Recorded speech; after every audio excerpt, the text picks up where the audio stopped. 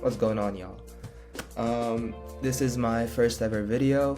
I was just sitting around here in France. It was 9 p.m. and Woj bomb drops. Pascal Siakam has been traded to the Indiana Pacers.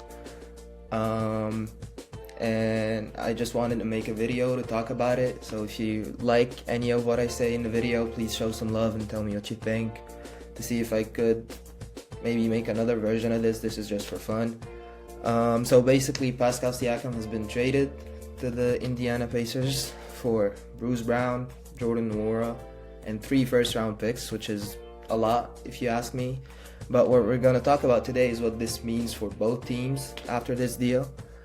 And let's start with the Pacers. This is a great fit for the Pacers, and if Pascal Siakam resigns, it's going to be maybe a win for them, because, you know, the best player, the team that gets the best player in the trade always ends up winning, or almost always.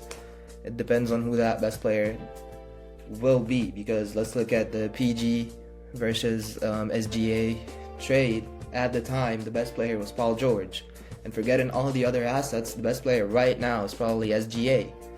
So, you know, there's nuances there, but I think the Pacers won this trade because Bruce Brown, he's 27, I think, which would make him one of the older players on the Pacers, considering how young they are with Mathurin, Nembhard, and even Tyrese.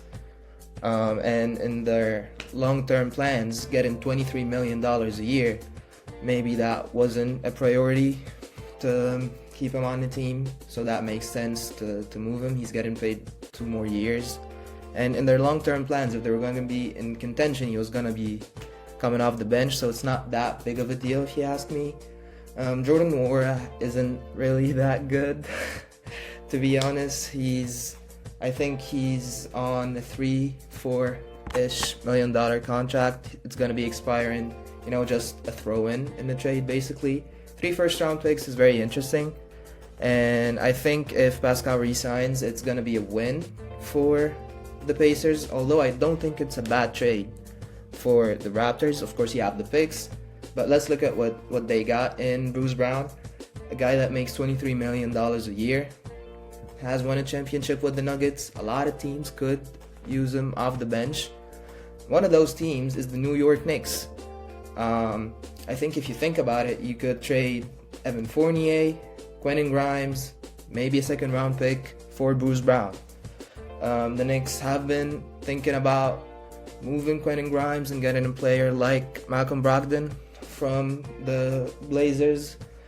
And maybe Bruce Brown doesn't solve all the problems. He doesn't fill Quickly's shoes. He doesn't do what Brogdon is or would be expected to do, but it's still a very nice addition to your team, a guy that won the championship. You could see what you get from him, Dante and Josh Hart, and then see who you could move maybe for a traditional point guard or for a center if Hartenstein isn't what you're hoping for, since Robinson is injured. You know, I think it's a very interesting possibility to look at that. And with the Raptors, they get Fournier, and it's a $19 million expiring contract. So it's a win there, because they already have a tough offseason coming, because they're already paying Scotty Barnes, they're already paying RJ Barrett, and Emmanuel Quickly he's going to go into restricted free agency, and is probably going to receive offers from teams like Detroit with their $62 million cap space.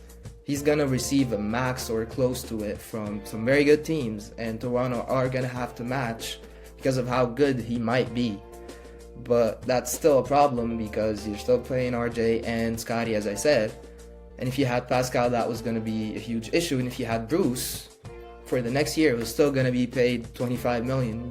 So it doesn't really make sense to keep him. So I think he's going to be moved, and the Knicks trade makes sense. Fournier expires, and then Quentin Grimes still has a year, I think, after this one, still getting paid like his rookie money, so maybe $2 to $3 million a year, which is a steal for what he's able to do, especially if he can find his groove. And then you're basically gonna have a lineup of Quickly, Grimes, Barrett, Barnes, and Pirtle for now. But going forward, you can have this lineup next year and see what you get from it. Decide if you will pay for Quentin Grimes, maybe move away from RJ Barrett, maybe do this, maybe do that.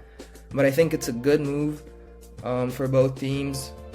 If Pascal Siakam resigns, I think it's gonna shake up the league maybe next year, the year after that.